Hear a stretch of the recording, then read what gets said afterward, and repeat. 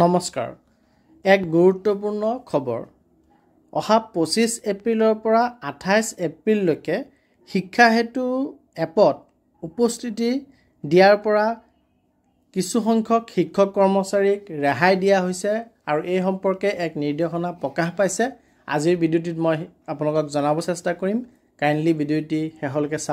চাই থকা অৱস্থাত লাইক এণ্ড শ্বেয়াৰ কৰিব আৰু চেনেলটি যদি এতিয়াও সাবস্ক্ৰাইব কৰা নাই কাইন্ডলি সাবস্ক্ৰাইব কৰিব আপোনালোকে নিৰ্দেশনাটি দেখিব পাইছে আৰু নিৰ্দেশনাটি এছিষ্টেণ্ট ডিস্ট্ৰিক্ট কমিশনাৰ হাইলাকান্দিৰ ফালৰ পৰা প্ৰকাশ পাইছে আৰু 23 এপ্ৰিল তাৰিখে প্ৰকাশ পাইছে আৰু ইয়াতে উল্লেখ কৰিছে যে যিসকল এমপ্লয়ি কৰ্মচাৰীয়ে বিএলও হিচাপে এংগেজড হৈ আছে তেওঁলোকক ডেইলি এটেন্ডেন্স শিক্ষা হেতু পৰ্টেলত দিয়াৰ পৰা ৰেহাই কৰা হৈছে 25 এপ্ৰিলৰ পৰা 28 এপ্ৰিল তাৰিখলৈকে only for voter slip distribution তেওঁলোকে যাতে সেই সময়খিনিত voter slip distributionৰ যি কাম পঞ্চায়ত ইলেকশ্যনৰ ৰিলেটেড সেই কামখিনি যাতে সুন্দৰভাৱে কৰিব পাৰে তাৰ অৰ্থে তেওঁলোকক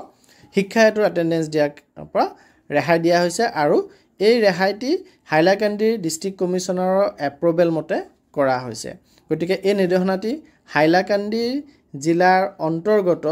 যেকিটা ব্লক আছে হাইলাকান্দি লালা কাটলিচাৰা এইকেইটা ব্লকৰ শিক্ষক কৰ্মচাৰী যিসকল বিএলও হিচাপে নিয়োজিত হৈ আছে তেওঁলোকক এই নিৰ্দেশনাটিৰ জৰিয়তে